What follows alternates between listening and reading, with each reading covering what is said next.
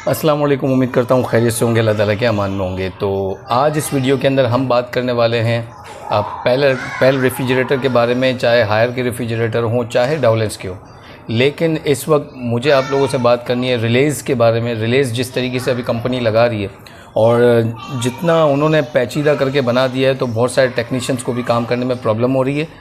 Even जो लोग भी इसमें काम करने आते हैं तो वो थोड़े से डिस्टर्ब हो जाते हैं कि यार इसकी वायरिंग किस तरीके से होती है। तो इस वीडियो के अंदर मैं आप लोगों को वायरिंग गाइड करने वाला हूँ, लेकिन साथ में मैं एक टिप भी दूंगा। ठीक है, वीडियो के एंड में मैं एक टिप दूंगा आपको कि अगर आपको इस तरीके की चीज़ों को फेस करना पड़े, ठीक है, तो आपको किस तरीके से फेस करना है और उसका सोल्यूशन क्या है, मैं एंड में वीडियो में ये भी बताऊँगा। फर्स्ट छोटी सी रिक्वेस्ट, चैनल को सब्सक्राइब करें, बेल आइकन पर क्लिक करें ताकि अपलोडेड वीडियो का नोटिफिकेशन आप लोग को हमेशा मिल सके। ये आप लोगों के सामने देखें कंप्रेसर है। कंप्रेसर के अंदर प्रॉब्लम ये देखें, नॉर्मली जितने भी कंप्रेसर होते हैं इनके अंदर काम करने का सिंपल वे होता है कि ये देखें, ये जो पॉइंट होते हैं ये वाले, ठीक है, ये पॉइंट होता है, एक कॉमन होता है, एक रनिंग होता है, एक स्टार्टिंग होता है एज़ यूजुअल, ठीक है। लेकिन कंपनी मालूम नहीं क्या चाहती है और उन्होंने इतना पेचीदा करके क्यों बनाया है, मुझे आज तक इस बात से कोई समझ ही नहीं आई मुझे इस बात की। अब देखें, अब ये रिले लगाई है इन्होंने। अब ये रिले के अंदर ओवरलोड देखें, वही जो नॉर्मल लगता था वैसा ही है, इलेक्ट्रॉनिक रिले इसमें लगी हुई है वैसी ही है। लेकिन फिर इतना पेचीदा बनाने की क्या ज़रूरत है कि लोगों को प्रॉब्लम हो। ठीक है, मुझे कमेंट में लाजमी बताइएगा जो लोग इसके बारे में जानते हैं। इवन अगर कंपनी वाले देख रहे हैं मेरी वीडियो तो वो भी मुझे बताइएगा कि कंपनी ने इतना पेचीदा इसको क्यों बताया, ज़रूरत क्या थी। जैसे पहले नॉर्मल आते थे, क्या वो सही नहीं थे जिसमें हम लोग लगा लेते थे, तो इसकी ज़रूरत क्या पड़ रही है।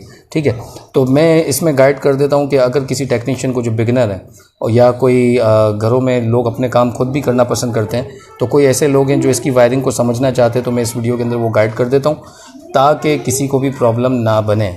ठीक है, तो चलें वीडियो आपको गाइड करता हूँ और किस तरीके से वीडियो बना रहा हूँ आप देख लें। एक एक चीज़ को बारीकी से देखिएगा ताकि आपको समझ आ जाए।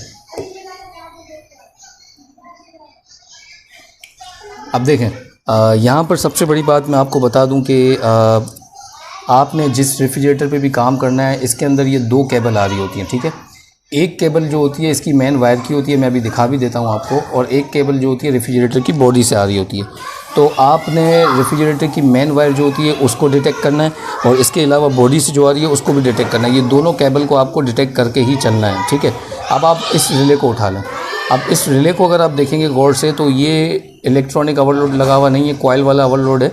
कॉइल वाला ओवरलोड बेसिकली कंप्रेसर का जो साइज़ होता है, कंप्रेसर के साइज़ के अकॉर्डिंग ही लगता है। ठीक है, तो ये कॉइल ओवरलोड लगा हुआ है, तो जो इसमें से निकलेगा बेसिकली वही ओवरलोड आप लोगों ने इसमें लगाना है। ठीक है, नेक्स्ट ये कि ये इलेक्ट्रॉनिक रिले लगी हुई है। कनेक्शन अब देखें ये इस तरीके से लगा हुआ है। ठीक है, यानी अगर यहाँ देखा जाए तो ये कॉमन बन रहा है, ये रनिंग बन रहा है, ये स्टार्टिंग बन रहा है, यानी कॉमन रनिंग स्टार्टिंग। ये ऐसे लग रहा है तो रनिंग देखें बाहर आ रहा है, स्टार्टिंग अंदर जा रहा है और ये है कॉमन। अब यहाँ अगर गौर करेंगे तो यहाँ पर एक चीज़ कॉमन है, कंप्रेसर पे जो मेन वायर आ रहा है ये वाला। अब रेफ्रिजरेटर के जो बॉडी में से पाइप आ रहा है, तो बॉडी वाला जो पाइप आ रहा है, तार आ रहा है, सॉरी, बॉडी वाला जो तार आ रहा है वो ये वाला आ रहा है। ठीक है, बॉडी में से जो भी तार आ रहा होगा वो आपको ऐसे जज करना पड़ेगा कि वो टोटल 3 वायर होंगे ये वाले।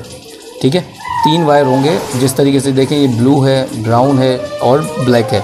तो ब्लू, ब्राउन और ब्लैक जो है ये बेसिकली बॉडी से तार आ रहा है, और ये कॉमन, ये जो ब्लैक वन आ रहा है, ब्लैक वाला आपके ये ओवरलोड में लगा हुआ है। ठीक है, तो ओवरलोड में लगा हुआ है तो इसका मतलब ये वाला वायर जो है ये थर्मोस्टेट से आ रहा है, और ये जो है ये ब्लू वाला इसके साथ ही जो आ रहा है ये इसका मेन न्यूट्रल है। इसकी वजह से आपका रेफ्रिजरेटर का बल्ब जल रहा है, अदरवाइज़ इस वायर का और कोई काम नहीं है, सिर्फ बल्ब आपका जल रहा है इससे। ठीक है, और ये जो ब्राउन वायर है, ये ब्राउन वायर आपका बेसिकली मेन वायर का काम करता है रेफ्रिजरेटर को टोटल वर्किंग करने के लिए। यानी आपका ये ब्राउन वायर ऊपर जाता है और ये ब्लैक जो आपको नज़र आ रहा है ये ब्लैक बन के नीचे आ रहा है, यानी ये ब्राउन और ये आपकी मेन ब्राउन आई बाहर से, बाहर वाली कनेक्शन ये आई, ये इसके साथ देखें ब्राउन लगा हुआ है। ये दोनों कोड करें, ये दोनों एक तरफ लगे हुए, देख रहे हैं, ये यहाँ से आ रहा है, फिर यहाँ जा रहा है और फिर ब्लैक बन के आ रहा है। ठीक है, यानी ब्लैक बन के फिर ओवरलोड पे आ रहा है। ठीक है, होपफुली ये चीज़ कनेक्शन समझ आ गया होगा। और ब्लू वाला जस्ट फॉर वर्किंग न्यूट्रल, और बाहर से जो मेन आ रहा है वो भी यहाँ लगा हुआ है, यानी ऊपर से का न्यूट्रल जा रहा है ये ऊपर, ये बाहर से मेन आ रहा है, और इलेक्ट्रॉनिक रिले जो इसके अंदर लगी हुई है इसके रनिंग पॉइंट पे लगा हुआ है। तो सिंपल अगर आप ये कनेक्शन निकालेंगे तो आपको सिंपल इसको प्रॉपर कनेक्शन आप टैपिंग करके भी लगा सकते हैं, जैसे लोग आम कनेक्शन करते थे, आप इसको वैसे भी वायरिंग करके लगा सकते हैं। लेकिन अगर ये उस सूरत में करें अगर आपको ये नहीं मिल रहा, अगर आपको ये मिल रहा है तो कोशिश करें आपने यही लगानी है, इसको चेंज नहीं करना है, ठीक है। कंप्रेसर आपके सामने है और कंप्रेसर के अंदर देखें आपको इसके अंदर गैस कौन सी लगेगी, कितना वोल्टेज है। अगर एक बिगिनर काम कर रहा है तो बिगिनर को इन चीज़ों का बहुत ज़्यादा ख्याल करना पड़ता है कि कंप्रेसर में गैस कौन सी होती है और लीकेज। अब देखें इसमें इलेक्ट्रॉनिक रिले का भी मसला आया, लेकिन मसला क्यों आया, क्योंकि ये लीकेज भी था, तो लीकेज भी था, इस वजह से इसके अंदर प्रॉब्लम आ गया। अब हम इसकी ये रिले भी लगाएंगे और साथ साथ हम इसके अंदर जो है वो रिपेयरिंग भी करेंगे, टोटल रिपेयरिंग भी इसके अंदर करनी पड़ेगी। और ये जो 2 वायर मैं बता रहा था, देखें एक मेन वायर है और ये एक बॉडी से आ रहा है, ठीक है।